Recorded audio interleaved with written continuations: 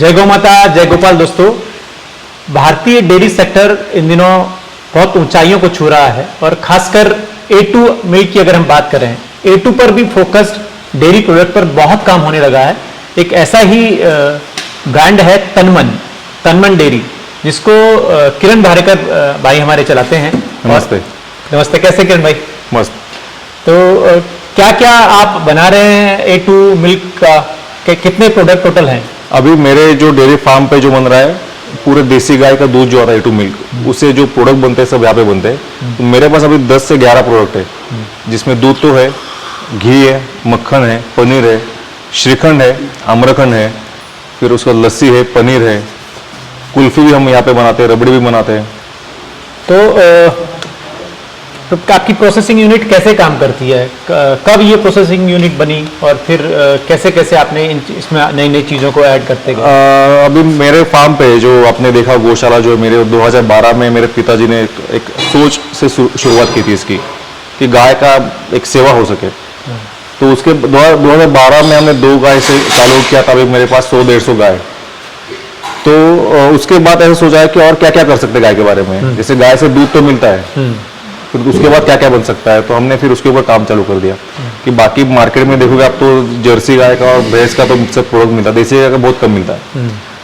तो 2-3 साल पहले फिर हमने यहाँ पे डेयरी प्लांट शुरू कर दिया, जहाँ पे ये सब ये प्रोडक्ट बनते हैं जो देसी गाय से, शुद्ध देसी गाय के दूध से बनते हैं। और इसमें कौन सा प्रिजर्वेटिव और केमिकल कुछ भी ऐड नहीं किया इसमें, जो है होल मिल्क से बनता है यहाँ पे। तो दोस्तों, होता क्या है कि अमूमन जो पूरे देश में प्रैक्टिस है वो या तो दूध है, छाछ है, घी तक सिमट के रह जाता है। लेकिन अगर आप डेयरी के ज़्यादा से ज़्यादा प्रोडक्ट ऐड नहीं करेंगे तो आप फिर उसी एक धर्रे पर चलते रहेंगे और आप एक कामयाब ना तो डेयरी फार्मर बन पाएंगे, ना आप अपनी गौशाला को सस्टेनेबल बना पाएंगे। तो इस तरह के आपको वैरायटी ऑफ प्रोडक्ट आपको ऐड करने पड़ेंगे जो समय की मांग है।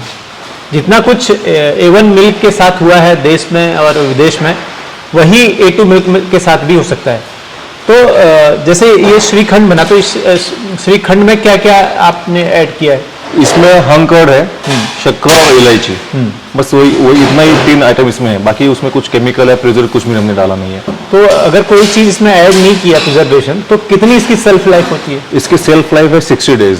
60 डेज। अगर इसको -4 डिग्री में आप स्टोर करके रखें तो ये हमने क्या किसी लैब में टेस्ट करवाए या कैसे हम लोग तय किया कि ये 60 डेज इसकी लाइफ, ये सब चीज़ें? हमने यहाँ पे भी ट्राई करके देखा है।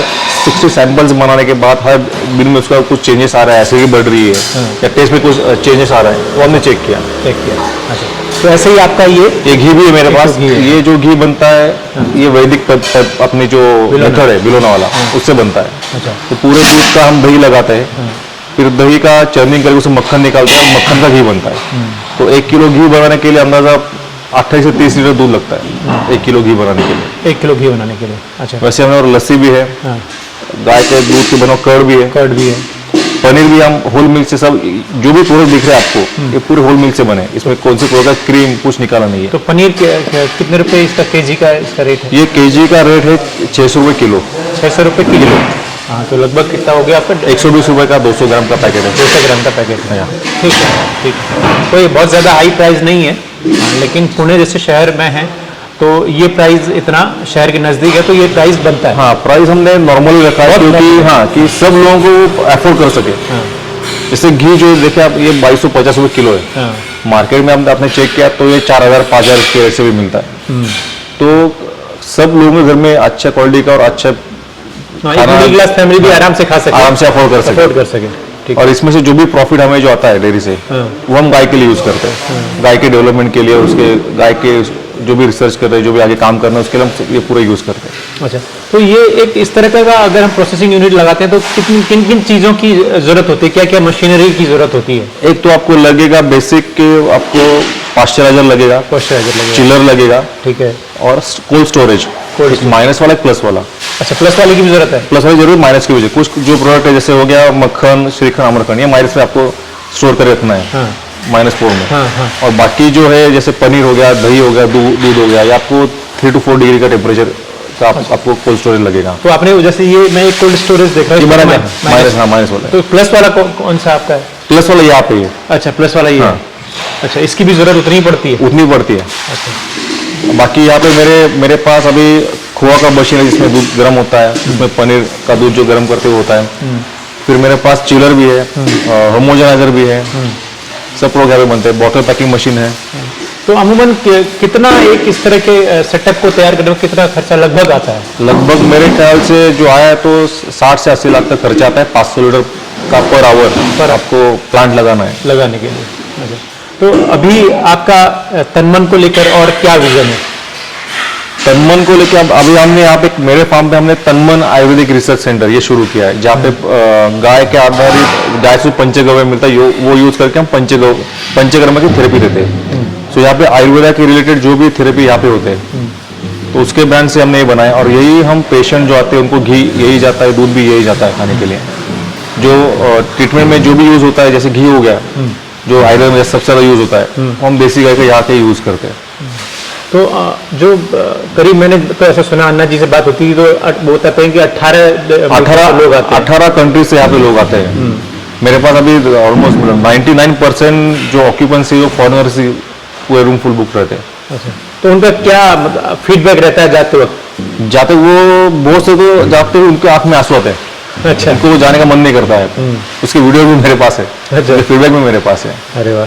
क्योंकि वो आने के बाद यहाँ पे उनको जो भी नेचर से जुड़ जाते हैं, वो शाम को आते हैं, गाय को चारा खिलाते हैं, मेंटली बहुत शांत हो जाते हैं वो लोग। दोस्तों, गाय के करीब तो वैसे भी कई असाध्य रोग भी ठीक हो जाते हैं गाय के करीब आने भर से। तो यहाँ पर विदेशियों को लाकर भारतीय जो हमारी संस्कृति है गाय से जुड़ी हुई, जो हमारा वैदिक उपचार का तरीका है, वो दिखाया, समझाया और उन पर आजमाया जाता है ताकि उनको भी लाभ हो सके और उनको भी बताया जा सके। और अन्ना जी के ने तो आज से करीब 10-12 साल पहले इस जगह पर थारपुरा कर लाकर उसे बहुत ही अच्छे से उसको सेट किया।